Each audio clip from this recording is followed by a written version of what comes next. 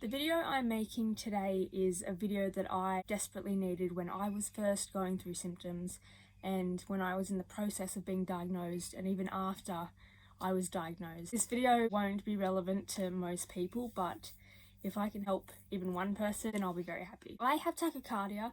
It is a heart condition where your heart basically beats too fast. This whole journey starts in the middle of 2018. I have a whole timeline of all my doctor's visits and everything so I can accurately tell you what happened and when, just so I can be as specific as possible so that if anyone else is going through this, it'll give you a bit of clarity and just help you to understand. So the story starts in July of 2018. I started to notice that when I went out, I'd be just feeling quite unwell. And when I say unwell, I mean quite weak and tired and fatigued. I'd be out with friends or family and I'd want to go home because I'd just feel so tired. And that gradually progressed to me starting to feel lightheaded, dizzy. It just was not a fun time. It got so bad to the point where I could not even be out for 10 minutes without starting to feel lightheaded. And I knew something wasn't right. I went to my doctor, explained everything to him. He's like, okay, well, it sounds like you've got low iron levels, but we'll do a blood test just to make sure. I do my blood test, and I go back to the doctor, and sure enough, I have low iron levels. He ruled it as, it's low iron levels, that's all it is. Just take an iron supplement, you'll be fine. I started taking the iron supplement in about August 2018, and then it got to February 2019 and I was not feeling any better. I was actually feeling worse. That was the point where I couldn't go out for more than 10 minutes without feeling sick, and I just thought, this is not normal. This is definitely not normal. I went back to the doctor. He wanted me to get a diabetes test because I mentioned to him, when I feel like this, I sit down to eat something and then I feel better within like 10 minutes. That's what I thought was helping at the time. The food was helping. So he encouraged me to go get a diabetes test. I got the diabetes test, go back to the doctor, and he's looking at the results. Basically, if you don't know what a diabetes test is, you get your blood taken and then you take a glucose drink. Then you wait 1 hour, get your blood taken again, you wait another hour and get your blood taken again. It's just to see how your body accepts the glucose and what it does with it. Before I had the drink and 1 hour after I had the drink, my levels were completely normal. It was all fine. But when it got to the 2 hour mark, I still had a high glucose number. I don't know the terms for it. I'm sorry, that could be completely wrong. My number was still pretty high. It should have been at around the 2-3 mark, and it was still at like 8 or 9. I can't remember. So because of that, he thought I might have an issue with my insulin or something like that. He then referred me to an endocrinologist, which is someone who works specifically with people who have diabetes. So I went to the endocrinologist. There's so many doctor's appointments.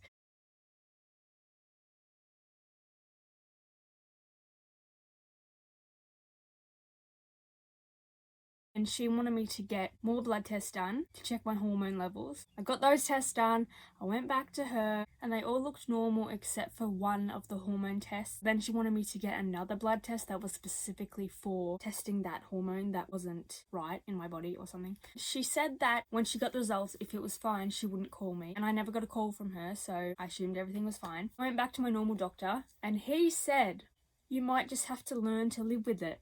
No. At that point, I was feeling very, very low. I was like, oh my God, what if I have to live like this for the rest of my life? Yeah, I was just feeling very hopeless. My doctor said, because you only get the symptoms when you're exercising, I'm going to refer you to a cardiologist. But after that, there's no more options. I was not going to the cardiologist feeling very hopeful at all. I go to the cardiologist, I'm explaining to him what's happening, and he wants to do ultrasounds of my heart. He wants to put a heart monitor on me, and he wants to do a stress test, which basically means that you run on a treadmill while they monitor your heartbeat and your blood pressure and stuff like that. We did the heart ultrasound. He didn't find anything abnormal. I came back 2 days later and I had this heart monitor put on me. I'll put in a picture of me with this freaking heart monitor on. He basically told me to go out and do what I would usually do. And then there's a button on the heart monitor, and you press that button whenever you start to feel the symptom, and it would record what my heart was doing at that moment. And about a week later, I went back to do the stress test. With the stress test, the treadmill starts to increase every minute. I was about 10 minutes in, and I said, I got to get off. I'm feeling really weak and lightheaded. I went and sat back down that he could tell me, you know, what his findings were. He said when I was just walking on the treadmill, my heart was beating as if I was sprinting. He knew immediately that something was not right. He said my heart beating fast could mean either one of two things, that I have something called sinus tachycardia or I have a tumour on my heart. And that scared me a lot. I was like, well, how do we find out what it actually is? He said, oh yeah, you just go for a simple blood test. You go back to the cardiologist. He's looking at the results of my blood test and he says, well, the test came back fine, so that means you have tachycardia.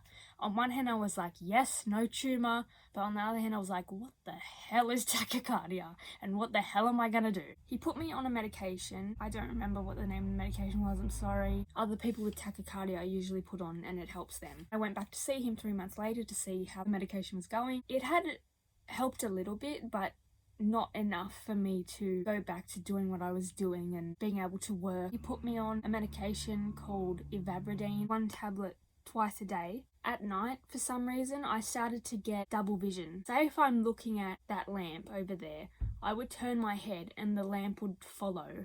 You know what I mean? Like, it's hard to explain if you've never experienced it, but it was just like double vision, like there was a delayed reaction in my eyesight. So he reduced my medication to half a tablet in the morning and half a tablet at night. That wasn't as effective as the full tablet was. I went back to him again and I was like, look, I don't care about double vision, I can handle it. I just need these symptoms to ease off. He's put me back on 1 full tablet in the morning and 1 full tablet at night, and my double vision went away. I don't know how to explain that. I think my eyes are just another problem.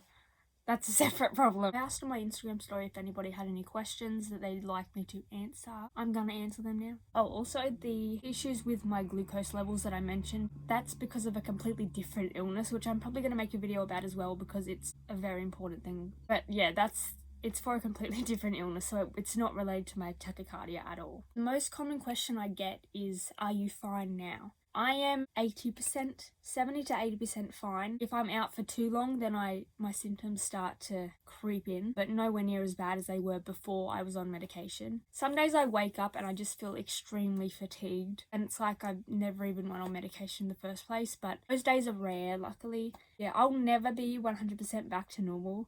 I'm never going to know what it's like to have full energy levels ever again, which really sucks. At the end of the day, there's not much I can do about it, so what else can I do, you know, except accept it. Does it run in your family? No. Not that I'm aware of. There are no heart conditions that I'm aware of that run in my family, so I'm the first one. I'm not sure if this is something that I can pass on to my future children, or if it's just something that's related to me. I still have no idea what even caused it in the first place. What were your symptoms and do you know why they happen? I felt really weak, very tired and fatigued, lightheaded a lot, and I had heart palpitations, so I could feel my heart, physically feel my heart beating in my chest. The reason why you get lightheaded is because your heart is pumping so fast that it's not letting enough oxygen-rich blood out. Lightheadedness is caused by the lack of oxygen-rich blood being able to go to your brain. As for weakness and fatigue, an organ in my body is just working harder than it should be, so the energy that would usually be divided throughout my entire body is being used just on this one organ. Every time I would feel very lightheaded, I would sit down and eat. It wasn't the eating that was helping, it was just me sitting down and resting and giving my heart time to go back to normal, well, somewhat back to normal. Another symptom of tachycardia is chest pain. Someone did ask me, do I get scared when I get chest pain? I actually don't get chest pain that often, but when I do get it, it doesn't really affect me. I just go, yeah, it's just my heart, just having some issues at the moment, whatever. I do keep an eye on it, definitely. I don't just completely dismiss it as it's just my heart condition, it's fine. Final question is there a cure? Nope.